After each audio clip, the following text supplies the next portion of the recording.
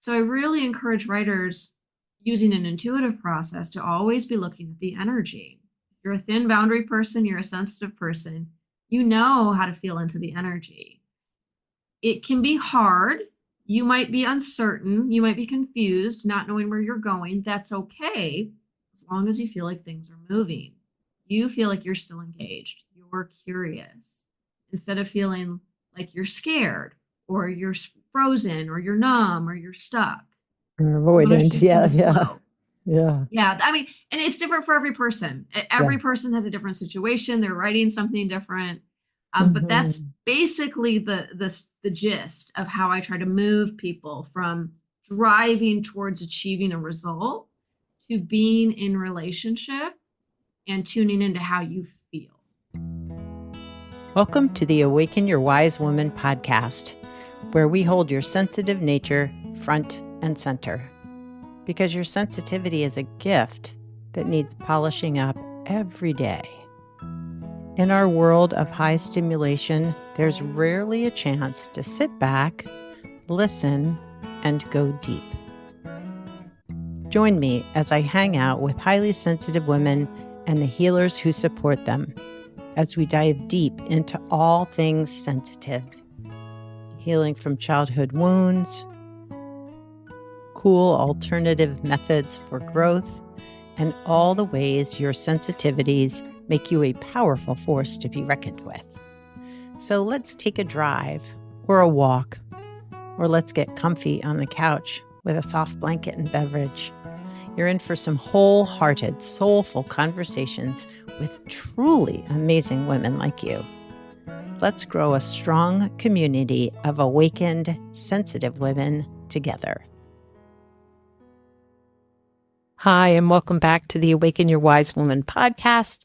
I'm your host, Biz Cush, and I am very excited about our upcoming guest, Lauren Sapala. But before we get started on the interview, I just wanted to share that the membership for highly sensitive women, the Circle of Sacred Sensitivity, is now open for enrollment. It's an affordable $19 a month. You get access to recordings of meditations. You get access to videos of energetic practices and a space to share and get support and be supported. It is a place where you can come and your sensitivities will be held with kindness, compassion, and understanding. So I hope you'll join us. You can find out more on my website, elizabethcush.com. That is Cush spelled with a C. You can also go to awakenyourwisewoman.com. That will bring you to the website. So I hope you'll join us there. The registration link is there under the membership tab. So I hope you will check it out. I hope you will consider joining because I would love to have you there. And without further ado, we have Lauren Sapala, who is a writer, a highly sensitive woman. She's a coach and she's a teacher. So we're going to talk about writing as a modality to support your sensitivities, but also some of the challenges that come along with that. So it's a pretty great conversation, and let's jump into it. Hi, Lauren, and welcome to the Awaken Your Wise Woman podcast. Hello, hello. I'm so glad to be here. Yeah, I'm excited to have you on the podcast. For listeners who are not familiar with you, could you share a little bit about yourself and what you do? Well, I do a lot of different things, but mainly I'm an author and a teacher, and sometimes I call myself a creative guide, sometimes a Mm, mentor. I used to do coaching quite a bit. I don't coach anymore, but I okay. teach quite a bit. I teach a new class probably every week. Wow. Wow. And what are you teaching when you are teaching? Well, sometimes I teach on writing, sometimes creativity, sometimes intuition. I specialize in working with intuitive personality types, Mm, mainly nice. introverts, but I don't exclude the extroverts either. There you go. And I think you identify yourself as a highly sensitive person. Is that correct? Yes, sometimes I just taught a class last night and I said sometimes we say empaths, sometimes we say highly sensitive, sometimes we say intuitive. Sometimes there's an Yes. overlap between all of it, whatever you Yeah. want to roll with. But yeah, Mm. intuitive, sensitive. Yeah. Yeah. Yeah. Yeah. Just being sensitive can make you empathetic and intuitive all if you're tuning into those sensitivities, I would imagine. Hmm. Yeah. And so for you, was there a time in your life that, I've talked to a lot of highly sensitive women this season on the podcast, and some really found growing up difficult because we were told you're too sensitive or you're too much. You need not to feel so much. Was that ever your experience? Have you ever found being a sensitive empath a challenge? Oh yes. I mean, when I was young, when I was a teenager, when I was in my 20s, my 30s, now I'm in my 40s, it's still a challenge, even knowing what I know today. What I teach Okay. in my classes is that sensitive people were born with naturally thin boundaries. Mm, So we tend to grow up with problems with boundaries. And when we try to address those problems, we're told you need to get better boundaries. You need to stand up for yourself, speak up for yourself. It's really hard for us yeah. because boundaries, a lot of the time, it's not something we can control. We tend to absorb the energy around us, the emotions of other people. We notice the little things. We're very observant. We Yeah. pick up on changes in tone of voice, facial expression, the mood in the room, the emotional temperature.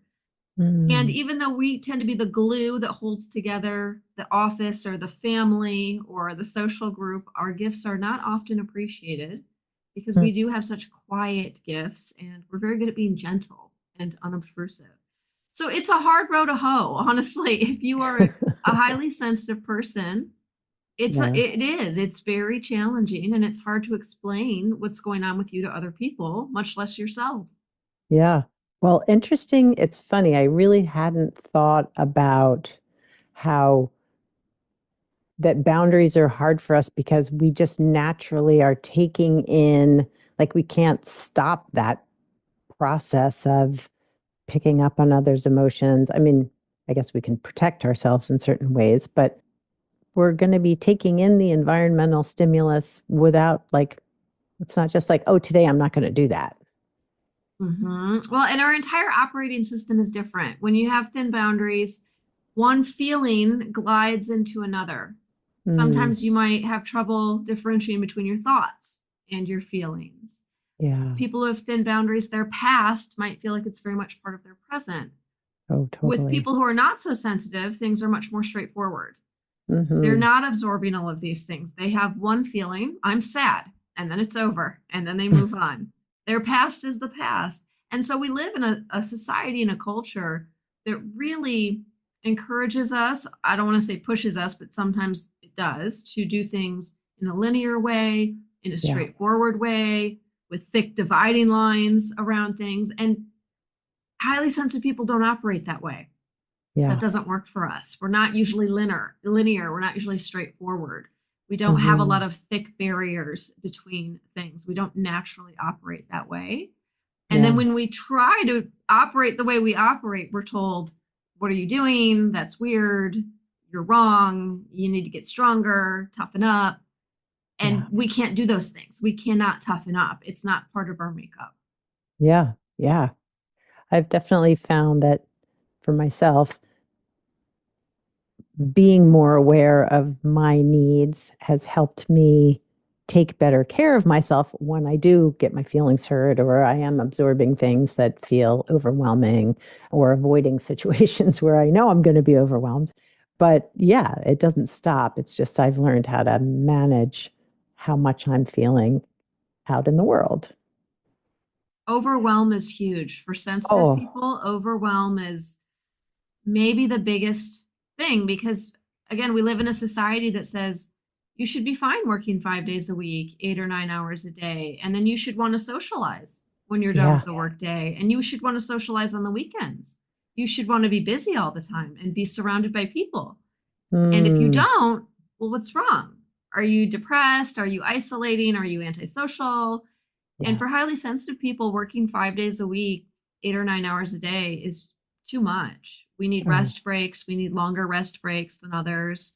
We yep. need a lot of downtime. A And lot the of sleep. socializing on top of it's just way, way too much. Yeah. Well, it's interesting. I'm a therapist and also a highly sensitive guide for women, but I find that in the Facebook groups for specifically for highly sensitive therapists, often the challenge you're hearing or that you're seeing, reading, as people are posting is, I can't work a 40-hour work week, where some sort of larger corporate entities that provide mental health expect that, seeing 40 clients a week, which I can't even imagine. Like, can't even imagine. And just knowing how much empathy and caring and overwhelm can happen for us, it's a yeah, it's a quandary. It's hard for people that are out there doing this work that's so important, and yet so many of us are burning out. Mhm. It's Yeah, that thin boundary thing again. I think we tend to think we have lower energy levels than yeah, other people, and we shame ourselves for that. Why can't I have more energy? Why can't I do it all? yeah, But what's happening is our energy is used up faster yeah, because any person we're talking with, any situation we're in, we are processing more deeply, we are taking in more stimulus. And yeah, so our energy is used up just more quickly. We have the same amount of energy, yeah, yeah. but it's It's used just up more quickly. And then we feel low energy and exhausted. yeah, a need to recharge, reset. Yeah, I find a lot of I spend a lot of time on my own. My husband works hard, and I have a dog, and my kids are all grown, and I'm perfectly happy in between sessions, just like hanging out with my dog and recharging that way. Yeah. So I wonder. I know you shared in the little blurb I asked you to fill out before our interview that you found that writing or being an author was difficult as a highly sensitive person. And I'm curious, like, what challenges specifically to writing does high sensitivity, how does that make it harder or hard for Mm. you? Well, I will say in the writing community in the modern day, there is a certain way you're supposed to do things, and that involves a lot of sharing. That usually Oh, involves a lot of sharing when you're even in the first draft. So mm, you write a chapter and then you take it to your critique group and they critique it. And then you decide based on feedback which way you're supposed to go, what direction you're supposed to go with the storyline or your thesis or whatever it is. That's sort of the way it's done. And then when you are finished with your manuscript, then you get an editor and the editor critiques it. And then you query, so you're constantly seeking feedback, you're constantly taking in criticism. For mm, highly sensitive people, this really doesn't work. Highly sensitive writers tend to be intuitive. And so yeah. other people giving us feedback when we're in the middle of the process is actually very unhelpful because we're Mm, still figuring out where we want to go. oh, Intuitive people interesting. tend to need to be very private and very personal about any creative project, not just writing, but Interesting. painting or building something, coming up with conceptualizing any kind of project. We need to be Yeah. on our own and we need to be very private and protected so that we feel this freedom around our creativity. It can unfold in any way it needs to, and we can follow our intuitive nudges. Mm, If we are highly sensitive and we have thin boundaries, we can really easily lose our compass when other people are making suggestions, even if they're well intentioned. If someone says, well, I think you should do it this way, or I think, another person says, I think you should do it this way, that can be very confusing to us and we can really lose the thread. And mm, then it can interrupt our whole process. So I really urge intuitive people don't show anyone your work hmm, until you are very far along in the process. The first draft should be completely finished. Don't talk to anybody while you are in the middle of the first draft. Don't share pieces, don't seek feedback. You stay in your own little bubble and you protect that work. And then you have that first draft, and even I would say do a round or two of revisions without bringing anyone else in. And then Interesting. you're probably ready to share. Once you've been able to emotionally detach from the work, we tend to be very emotional about our Yeah. creative work. It Yeah. means a lot to us. It's not just something we're writing for money or to achieve something. It's emotionally meaningful to us. It's a relationship. And so I always say, wait until you've been able to emotionally detach, and then you Mm, can bring in outside people. yeah.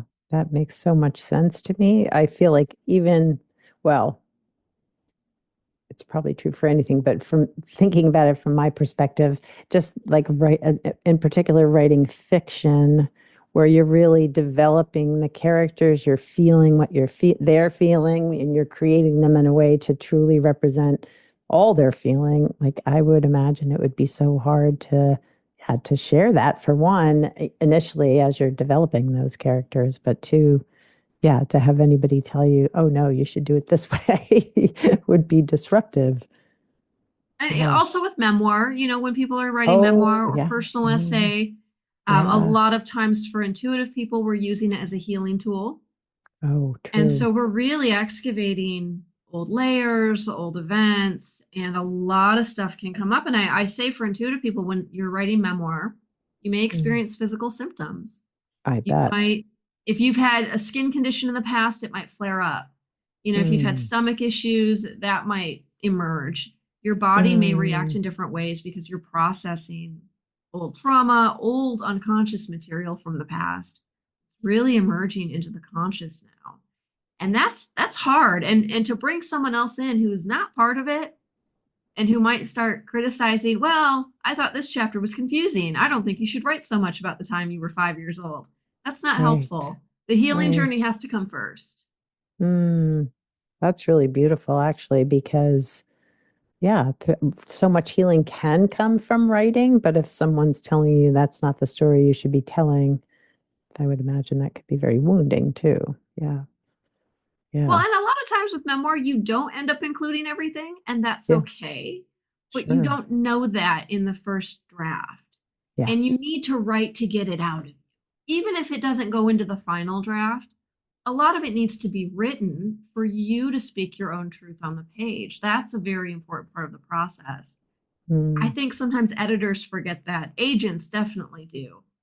Critique groups, those aren't the people, and that's not the place to share that very raw material that's coming out of you when you're really doing that kind of healing work through memoir. yeah. Yeah. Yeah. I feel that too. Yeah. It would be, yeah, I can remember writing a piece for another website about my history of trauma and healing. And I can remember the editor being very free with their own words, like not mine, when editing. And I can remember thinking, like, well, wait, is this even still my story if they're using words that I wouldn't use in this context, But yeah, I feel that deeply. Yeah. And so for you, when you're teaching intuitives in writing classes, what's helpful for them in terms of the process? I mean, what I'm hearing you saying is just, allow your thoughts and ideas to flow before you show them, but also I'm curious, like, are there tools they can use to help themselves if stuff is coming up? Are there things that you suggest or help them with, if they are struggling? Well, there's so much. I mean, the basic strategy I teach is that most writing methods are achievement oriented. They really hold a lot of masculine energy. It's about word count, it's about goals.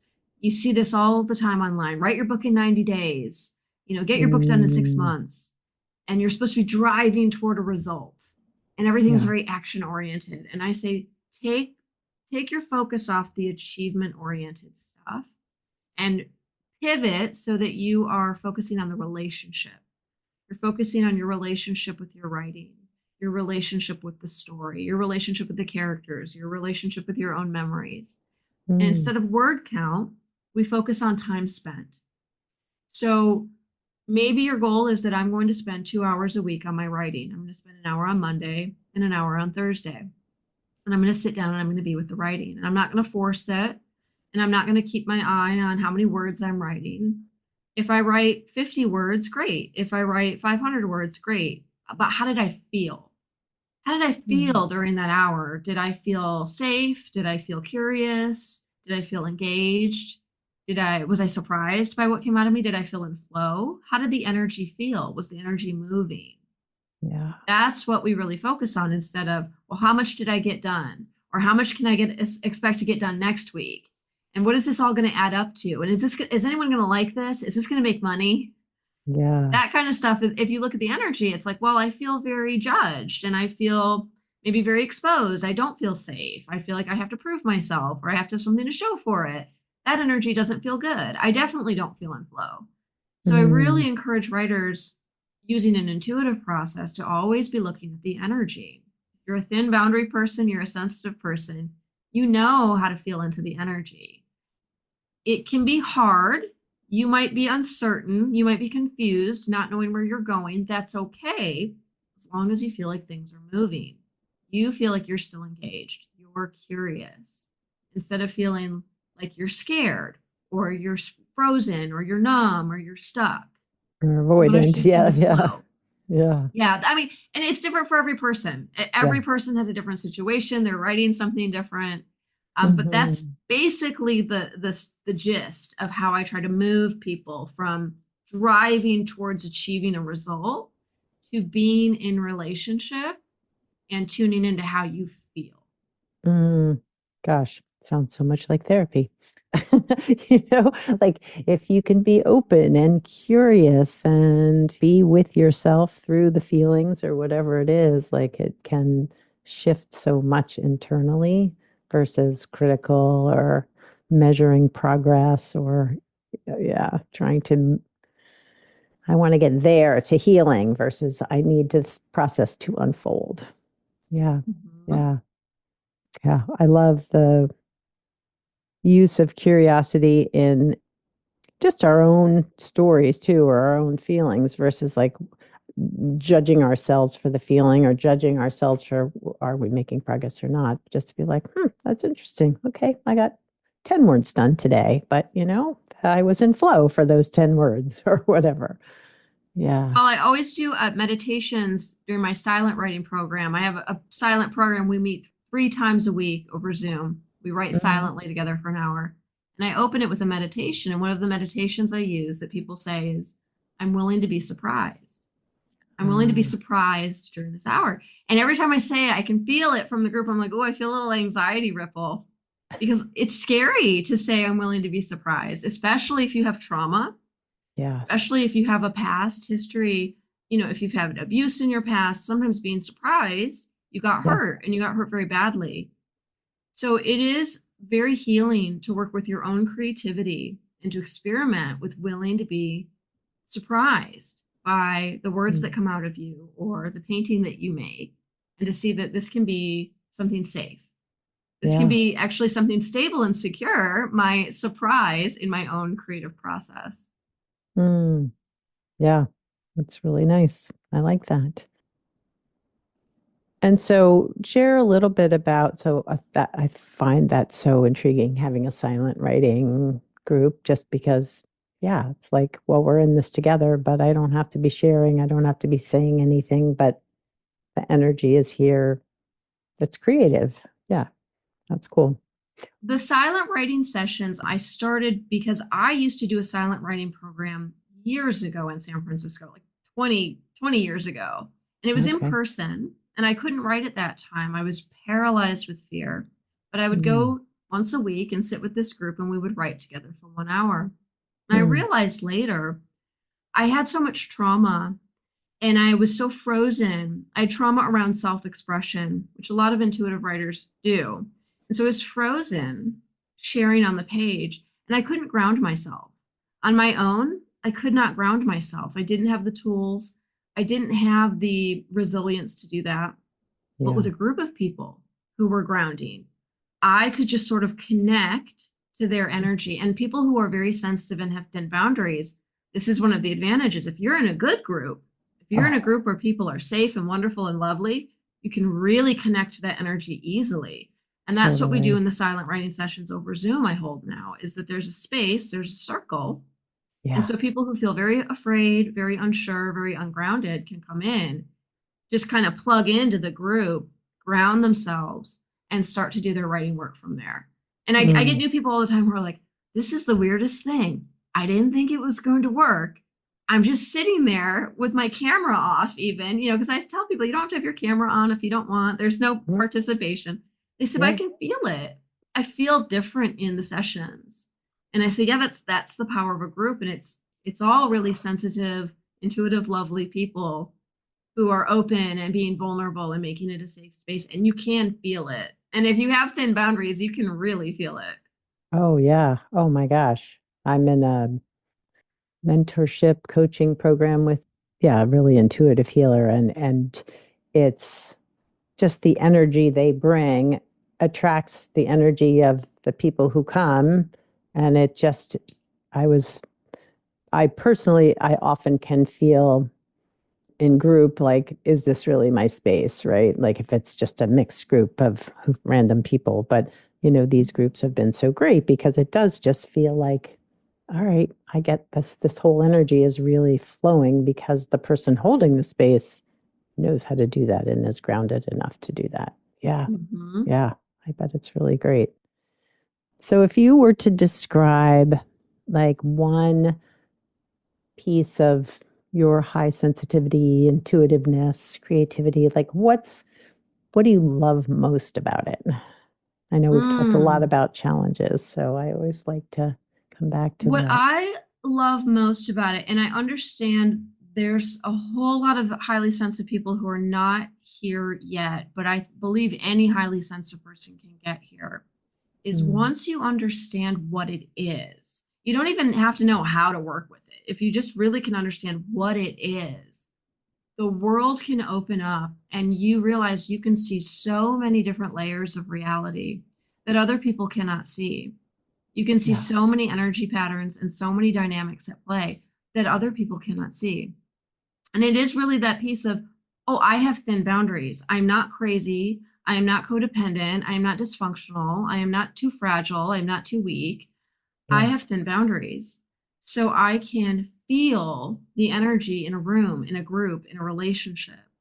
Once you understand that, you can go into a workplace and you can see, oh, there's some weird dysfunction going on here between the manager and their team. Oh yeah. He's sort of like the critical dad, and they're seeking his approval, and that's not working. And some of them are getting frustrated and isolating, and other ones are trying to play the teacher's pet role. You can see all of these different chess pieces moving around, and you can Yes. realize that other people don't see that. Other people will come in and say, well, I don't know why this office isn't working. I don't know why no one is getting any work done. You can Mm, kind of come in and be the oracle or the seer and say, oh, it's yeah. so obvious. Can't you see? There's self-sabotage going on here. There's a whole other, Mm, dynamic going on here.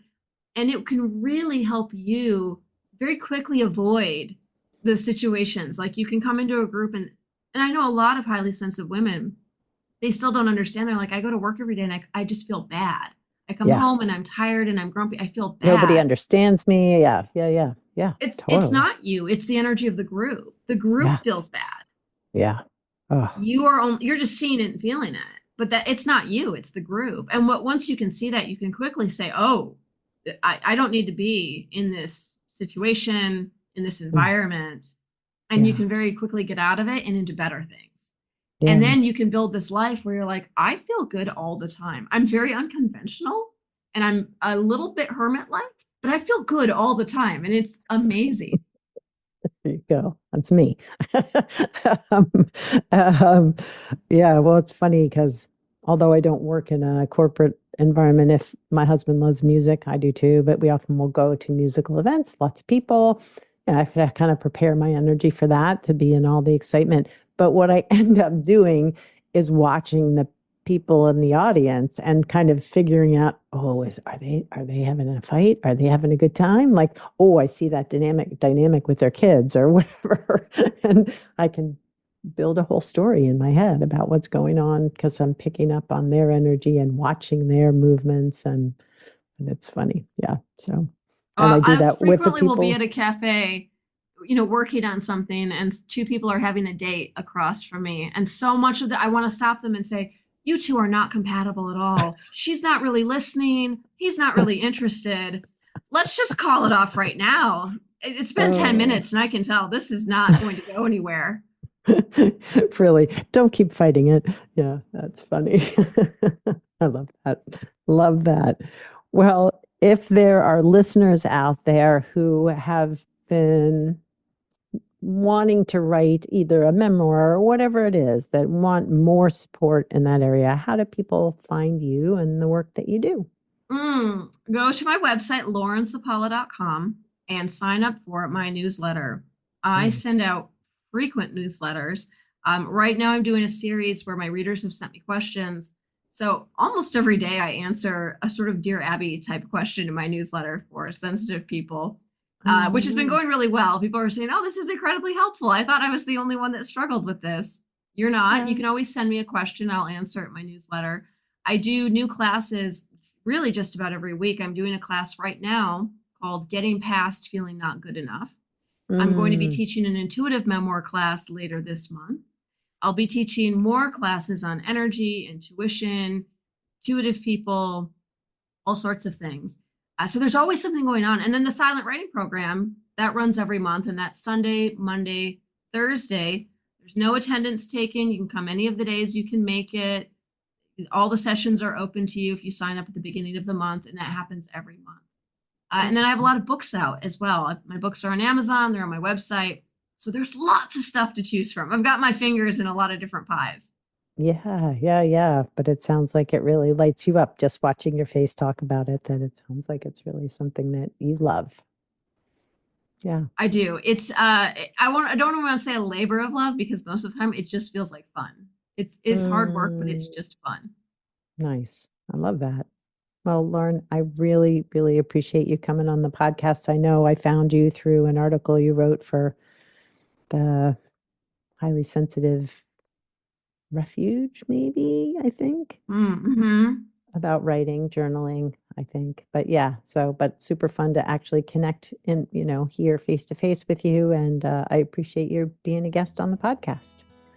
Yeah, thank you so much for having me. This was great.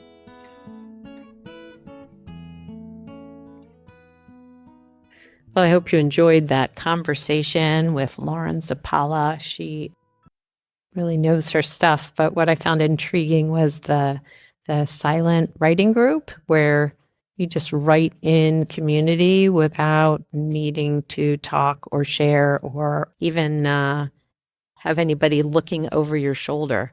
It's interesting. I shared that insight with a friend who is just starting to understand a high sensitivity.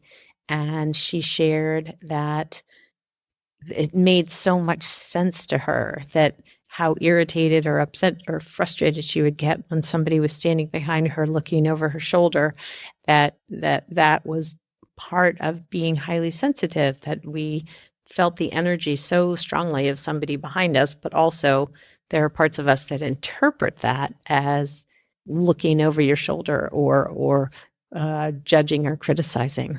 But yeah, so very interesting that, to find a writing group that is supportive, that is really respectful of your needs sounds like a really important thing for highly sensitive women who want to write and want to write in community. Well, speaking of community, the membership, as I mentioned at the beginning, for the membership, the Circle of Sacred Sensitivity membership is open for registration.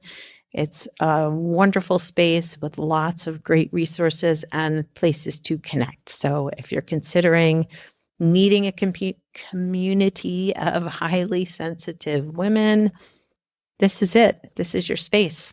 And I will be there to welcome you in. So I hope you'll consider joining us. Find out more at elizabethcush.com. Have a great week. Have a great couple of weeks. And I will see you back here on the podcast next time. Thanks for listening to the Awaken Your Wise Woman podcast. The information in this podcast is not a substitute for seeking help from a licensed mental health professional.